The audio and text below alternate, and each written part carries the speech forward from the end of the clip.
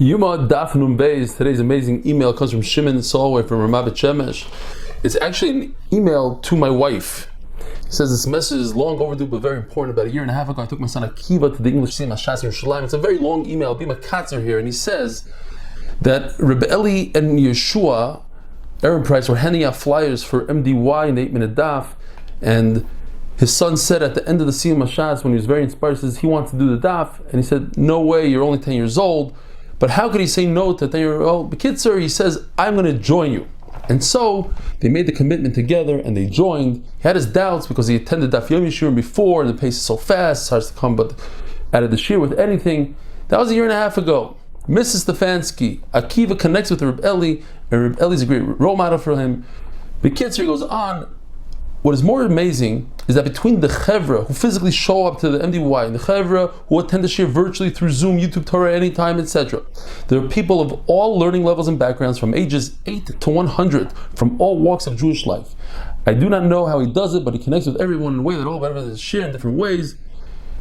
This message of Akaras HaToiv, 10% to R Eli, 90% to you, Mrs. Stefansky, you are the silent partner in all of this. You are the modest wife who supports her husband in crazy dreams like MDY. You should know that there are literally thousands of yomi around the world, but not like this one. May you and R Eli be blessed with many healthy, happy years in Eretz Yisrael, with much Yiddish and nachas from all your children, grandchildren. Atzayf Adoros. Thank you again for sharing R Eli with us. Shimon Solway, thank you. Yoma Daf Nun Beis. So we're continuing how the Kohen Gadol would walk through the Heichal, three different shitas. Rabbi Yossi holds that the Kohen Gadol walked in the Heichal on the northern side of the Heichal. In other words, he walked into the Heichal, he turned to his right, and he walked straight with the wall, opposite the Pareiches, which was open to the Kodesh HaKadoshim.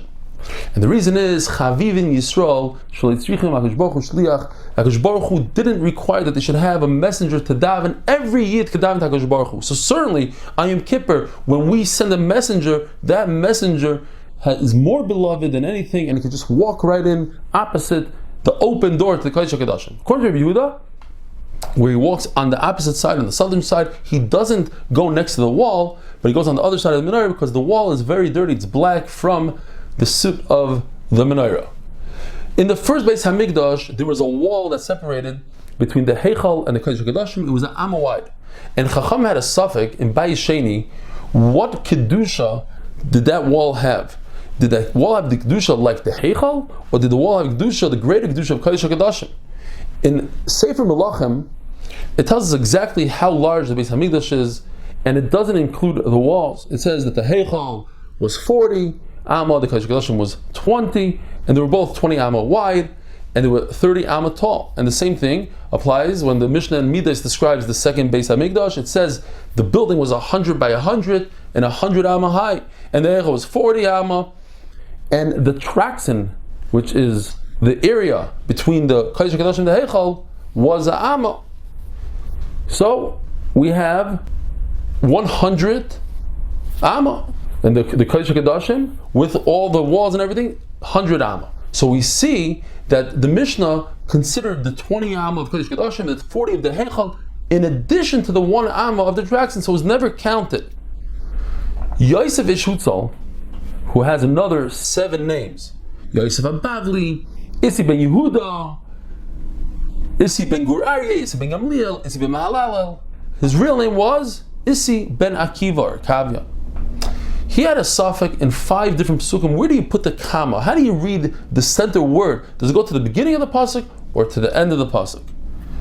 And he had also the same question in ksuvim. It says in the ksuvim, udvir, dvir means the mechitza, the partition, udvir b'soich habayis, do you put the comma there and then you say penima, or dvir b'soich habayis penima? In other words, the question is, was the mechitza inside of the kodesh or not inside the kodesh? Now, the 5 sekes he had in the actual Torah, says in the Torah by Cain, seis. The question is, does the word mean forgiveness or the opposite? In loisetiv seis, is it talking about that you'll have an aveira if you don't do tshuva? Torah says mishukodem. Again, does it go in the beginning of the pasuk, on the gevim, or on kafterea uprochea? When Moshe Rabbeinu tells Yeshua, machar, is he talking about machar? I'm going we're going to war, or we're going to war right now, but machar, tomorrow, we're going to need a daven. We're going to need tefillah. It says, Vikam, is the Torah saying, Vikam, which would be a hint to Tchias HaMesim, that the forefathers are going to rise up, or it means, Vikam Ha'am V'zana, Vikam is going on the next part. Rav Chizda had an additional suffix which he didn't have isim. The suffix was, where it says in the pasuk, Vayalu Eilos, is referring to sheep, and it says V'yizbechu Shlamim Parim, that's the cows, or the whole thing, everything, all the Eilos are also cows. Brand new Mishnah. The Paroichas was open on the southern side, if there were two Paroichasim on the southern side, and the inner Paroichas was open on the northern side. So he'd walk in from the south, walk between the two Paroichas, make a left turn when he got to the north. And then when he went inside, he'd make another left turn and walk towards the Arain, and he'd place the Machta with the Gechalim between where the Arain used to be, Bein Abadim, between the poles. And he would take the Ketores and pour it onto the coals, and the whole room would fill up with smoke, and then he would go backwards, and when he came out, he'd say a tefillah ksara, a very short davening. He didn't want to say barichos at length because he didn't want Klal Yisrael to be worried about him. In the first Beis Hamikdash, there was no paroichos. You didn't have two paroichos, but you had one paroichos as a door. In the Bayis Sheni, there was no arin at all, because Yishio, as you know, at the end of Bayis Rishon, he put it away. He was going as it together with the Tzenes Haman, with the Tzluchas Shem and Mishcha, with the Makel of Aaron, the staff of Aaron, with the Shkedim and Prochim, the backs of the Plishtim. He was scared, he was concerned that the Goyim were going to come and take it away with them to Bavel, to Galus. So he was guided. So in Bayis Sheni we didn't have the Aaron and all these things. That's why in Bayis Sheni the Kohen Gadol stood at the place where the Aaron used to be, where the Badim were, where the poles were. The Mishnah says the word tsoiver. Tsoiver means he poured it on, but he didn't spread it lightly. One Mandama says he started away from his body and came closer to his body. He just poured it like this. Another Mandama says he started by his body and went away from his body. Abayi says it makes a lot of sense that he started away from his body and brought it to himself. Why? As we see in the Mishnah, that they would teach him to be careful not to get burnt. If you start by your body and work your way away from yourself, then you could get burnt from the smoke. But if you start away and come to yourself, that's a lot safer, and that's what the Mishnah means, and that's why it makes more sense as Abaya. Have a great day.